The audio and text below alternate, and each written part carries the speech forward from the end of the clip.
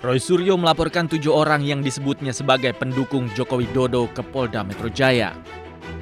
Ketujuh orang tersebut dilaporkan atas dugaan tentang pencemaran nama baik dan fitnah. Mereka diduga memfitnah Roy Suryo terkait kepemilikan ijazah palsu dan terlibat kasus proyek Hambalang.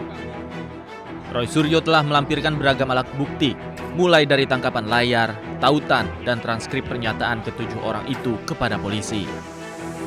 Saya datang ke SPKT, Sentra Pelayanan Kepolisian Terpadu, ya, untuk membuat atau membuka laporan polisi dan sudah keluar STTLB-nya /B /114 /1 /2026 SPKT Polda Metro Jaya, laporan saya, ya.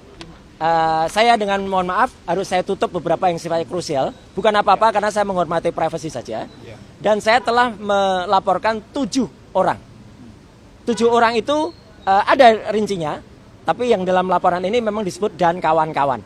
Ya, tapi dan kawan-kawannya pihak penyidik sudah mendapatkan karena kami sudah menyerahkan laporan berupa detail intinya seperti ini, lengkap dengan ada penjelasan di dalamnya tentang orang-orangnya, tentang buktinya, screen capture-nya, link-nya, bahkan juga transkripnya sudah kita berikan semuanya.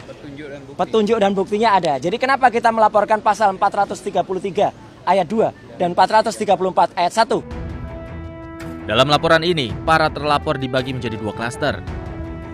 Klaster pertama dilaporkan atas pencemaran nama baik, sementara klaster kedua dilaporkan atas fitnah keterlibatan Roy Suryo di kasus korupsi Hambalang. Dari Jakarta, Amrina Rida, Muhammad Zulkarnain, iNews melaporkan.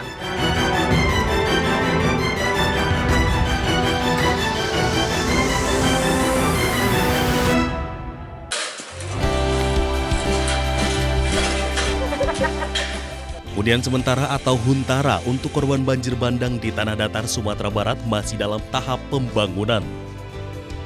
Huntara dibangun di 2 titik, yakni di wilayah Nagari Bungo, Tanjuang, Kecamatan Batipu sebanyak 23 unit dan di wilayah Nagari Sumpur, Batipu Selatan sebanyak 15 unit. Hingga saat ini ada 5 unit Huntara yang sudah selesai dibangun. Supaya ini disegerakan dengan mungkin evaluasi sebelumnya dilaporkan 2 minggu selesai, saya minta 10 hari selesai. Kita sudah siapkan lahannya di Rambatan, kita sama-sama sudah saksikan lokasinya tadi. Namun untuk mandiri tentu kita harus pastikan dulu ketersediaan lahan dari masyarakat. Baik pemerintah pusat maupun kita akan support bagi yang layak menerima itu pasti akan kita perjuangkan agar semuanya dapat hunian tetap. Dalam kesempatan tersebut, BNPB juga menyerahkan bantuan logistik kepada para korban bencana. Dari Kabupaten Tanah Datar, Sumatera Barat, Agung Sulistyo, iNews melaporkan.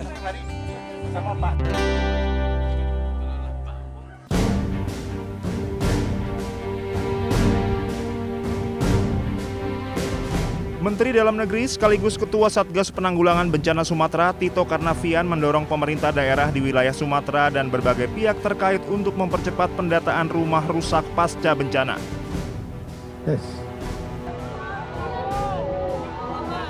Pendataan yang cepat dan akurat menjadi kunci utama percepatan penyaluran bantuan pemerintah pusat kepada masyarakat terdampak. Tito mengatakan Presiden memberikan perhatian besar terhadap percepatan pemulihan pasca bencana. Hal ini termasuk bagi masyarakat yang rumahnya rusak ringan, sedang, dan berat agar segera dapat menerima bantuan dan dapat kembali beraktivitas. Saya meminta kepada BNPB yang sudah tervalidasi ini untuk segera dibayarkan 15 juta untuk yang rusak ringan, 30 juta untuk yang rusak sedang. Nah, untuk yang rusak berat, ini kalau 2 ini saja sudah dibayarkan, kita harapkan mereka bisa kembali, tidak di tenda, punya modal, punya uang untuk memperbaiki, merenovasi rumahnya masing-masing. Nah, untuk yang rusak berat ini, mereka punya 2 opsi. Opsi pertama adalah disiapkan hunian sementara yang kemarin dibangun oleh Danantara diantaranya sudah 600 yang di Aceh Tamiang. Totalnya sekitar 15.000 dari Danantara saja. Belum yang dari APBN dan juga ada yang gotong royong. Ada non pemerintah yang menyiapkan juga. Itu opsi 1 di Huntara. Opsi 2-nya adalah mereka diberikan dana namanya DTH, dana tunggu hunian. Mereka dengan dana itu mereka bisa sewa 650.000 per bulan, diberikan sebanyak 3 bulan. Dan kemudian bisa juga uang itu dipakai, mungkin mereka pakai, diserahkan, tapi mereka tinggal di rumah keluarganya kalau mereka nyaman di situ. Tito menekankan penyaluran bantuan tidak dapat dilakukan tanpa data yang jelas dan dapat dipertanggungjawabkan.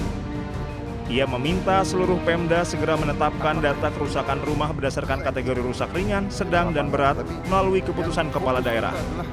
Tito mengingatkan Pemda agar memastikan seluruh data disampaikan sehingga tidak menimbulkan persoalan di kemudian hari. Hal ini terutama untuk menghindari adanya masyarakat terdampak yang tidak menerima bantuan karena tidak diusulkan oleh daerah. Kita akan segera bentuk Satuan Tugas Percepatan Rehabilitasi dan Rekonstruksi Pasca Bencana di Provinsi Aceh, Sumatera Utara, dan Sumatera Barat. Dan saya tunjuk sebagai Ketua Jenderal Polisi Purnawirawan Tito Karnavian.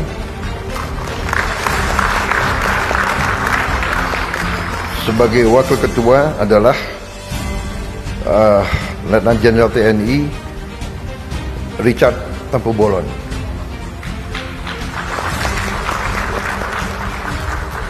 Banyak sekali tugasmu, Kasum. Masih kuat? Hah?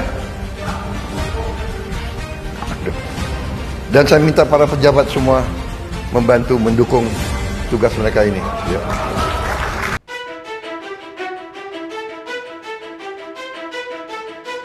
Roy Suryo melaporkan 7 orang yang disebutnya sebagai pendukung Joko Widodo ke Polda Metro Jaya. Ke-7 orang tersebut dilaporkan atas dugaan tentang pencemaran nama baik dan fitnah. Mereka diduga memfitnah Roy Suryo terkait kepemilikan ijazah palsu dan terlibat kasus proyek Hambalang.